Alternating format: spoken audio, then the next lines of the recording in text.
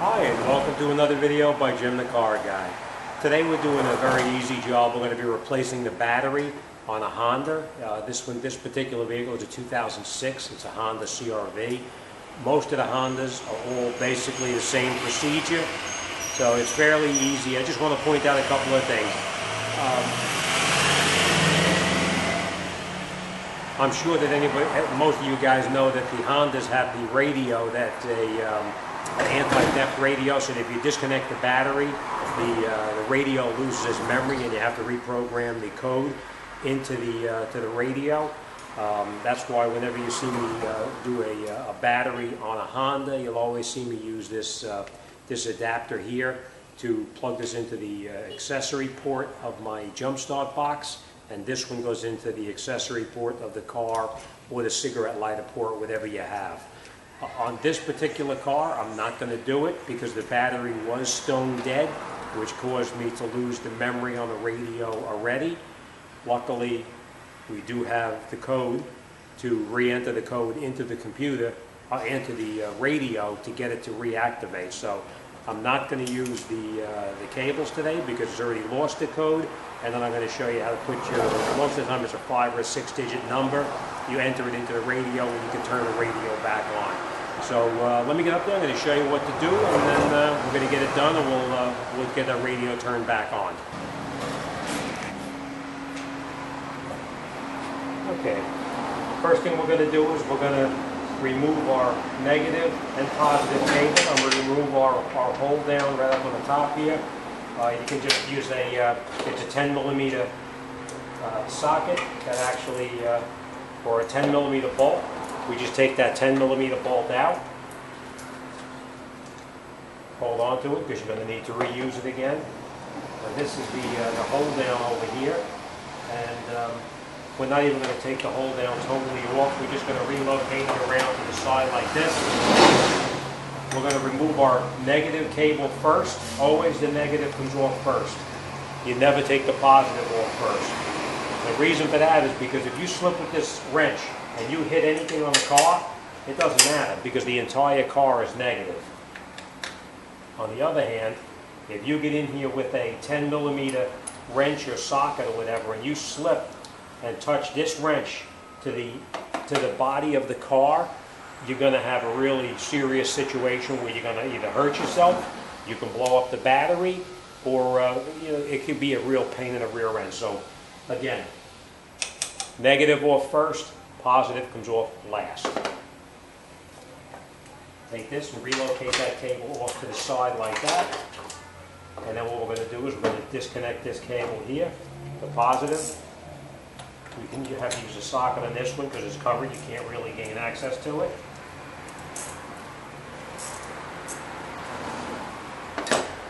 Take the cable off.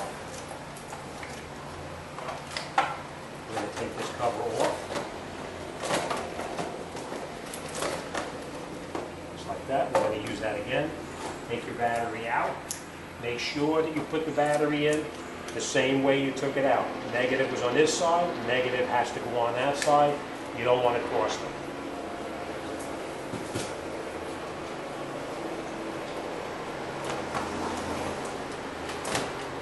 Put our replacement battery in. We're going to put our cover back over the top where it came off. Make sure it goes down all the way.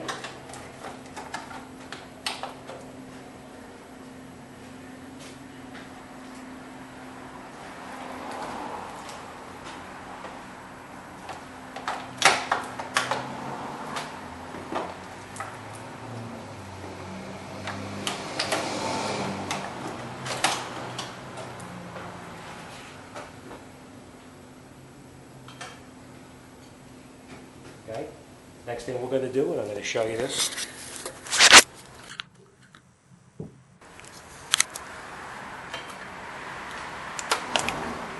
Down here you see this hook for the hold down. Make sure you put it back through the hold down the way it belongs like that.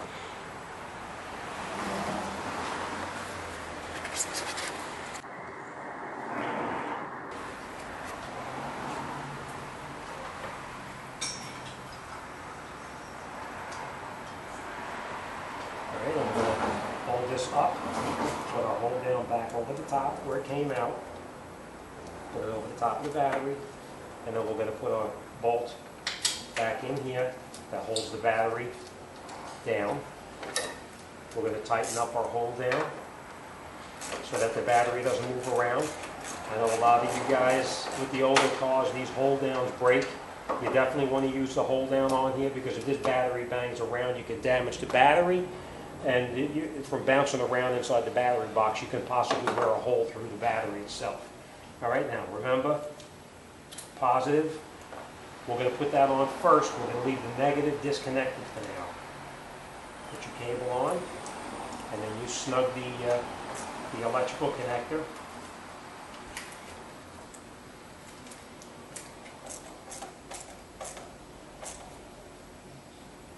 Doesn't have to go too tight. As long as it's tight here, you're good. Now, make sure your cover pops back over the top of the battery so nothing interferes with it. It's just me, but always make sure your cable is back on the way it came off. Push that down. Then take this one. Take the protective cover off. Put your hold-down cable back on. I mean your negative cable back on. And we can tighten that back down. You can use either a socket or a wrench, whatever you prefer.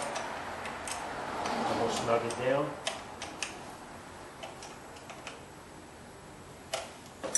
All right, now our battery is in.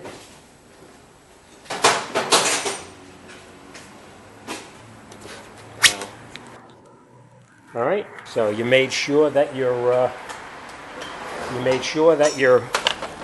hold down was hooked back in the bottom here where it belongs. We never disconnected this one, so we're still in good condition there. We did tighten up this bolt that holds it down. Our positive is tight, our negative is tight, and that's it. We're all set. Next thing we're going to do is we're going to go inside and we're going to re-enter that code into the computer, into the radio, to turn the radio back on. So let me get in the car and we'll come right back. Okay, so now we're back inside the car. What we did is we turned the key to the on position, and I'll show you. You see how the radio doesn't work? It just says code. That's when you come and you get your card and you enter your numbers into your radio. In this particular case, the number is that number that you see there, 31611. That's the number. So you do 31611, and that's it. Radio's back on, and that's it. You're all set. The main thing is, if you have the car, make sure you have your card. Makes it a lot easier. You lose the card, then you'll have to pull the radio out and get the numbers off the radio to get the correct code to turn it back on. All right, that's it. So we're all set. All right, as always, thanks for watching. Any questions or comments, you drop me a line. Be more than happy to talk to anybody about anything. As always, thanks for watching. See you on the next one.